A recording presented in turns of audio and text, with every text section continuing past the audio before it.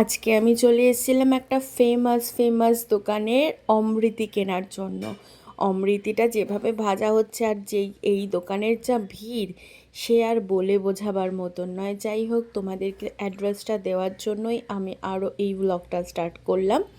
Hello বন্ধুরা, তোমরা সবাই কেমন আছো? আশা করছি সবাই ভীষণ ভালো আছো, আর আমিও ভালো আছি অনেকটাই।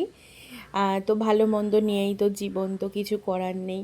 তো দেখতে পাচ্ছ এত সুন্দর প্যাঁচটা দিচ্ছে না, আর গরম গরম, কাউকে না ঠান্ডা নিতে হচ্ছে না। মানে এই যে ভাজাটা কড়া করে হচ্ছে, আর রসে যে অনেকক্ষণ ধরে চোবাবে এরকমও কোনো ব্যাপার নেই। মানে সঙ্গে সঙ্গে রসে চুবিয়ে দেওয়ার সাথে সাথে তুলে নিচ্ছে, যাতে মিষ্টির পরিমাণটা অনেকটাই হালকা হয়। তো আজকে আমি অমৃতি নেব প্রায় 20 পিসের মতন। তো দেখা যাক এত সুন্দর ভাজছে, আমি তো ভিডিওটা না করে আর থাকতেই পারলাম না। সাথে কে গেছিলো জানো? তোমাদের আদ্র গিয়েছিল অনেক অনেক দুষ্টুমি করার জন্য।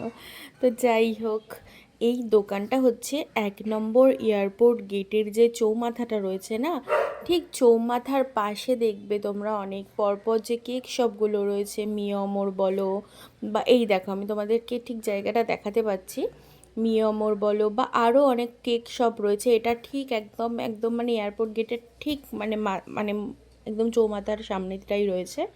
ডান দিক বাদিক অনেক কেক শপ রয়েছে। তো আমি বলেছিলাম যেহেতু 20 পিস নেবো, সেহেতু ওরা এক্ষুনি ভাজছে, মানে শুধু আমার জন্য না, সবার জন্যই সঙ্গে সঙ্গে ভেজেই দিচ্ছে। তো দেখতে পাচ্ছ, দেখতে থাকো তোমরা ভিডিওটা, কেউ স্কিপ করো না। কি সুন্দর ভাজার বা কি সুন্দর রসে দেওয়ার স্কিলটা আমি পুরোটাই ভিডিও করেছি। ভিডিওটা হয়তো একটু বড় হবে, কিন্তু তাও তোমরা দেখতে পারবে। আমি লাস্টে না দোকানের নাম সহ, দোকানের এইটা লাস্টে না মাঝেই দেখিয়ে দেবো, তো তোমরা দেখে নাও। আর হ্যাঁ, একবার হলেও তোমরা এসে ট্রাই করো, কারণ এইটা না খেলে মিস তো করবে।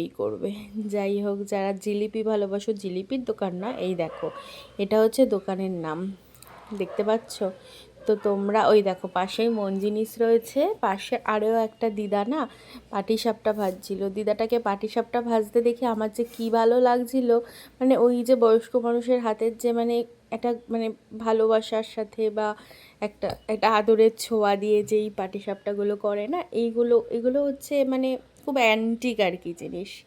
তো যাই হোক, তোমরা সবাই ভালো থাকো, ব্লগটা দেখতে থাকো। আমার রেডি হয়ে গেছে, দেখো ভাইটা আমার জন্যই তুলছে।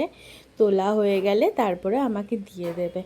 চলো, ততক্ষণে তোমরা ভিডিওটা দেখতে থাকো, আর ভালো থাকো সবাই, সুস্থ থাকো। টাটা।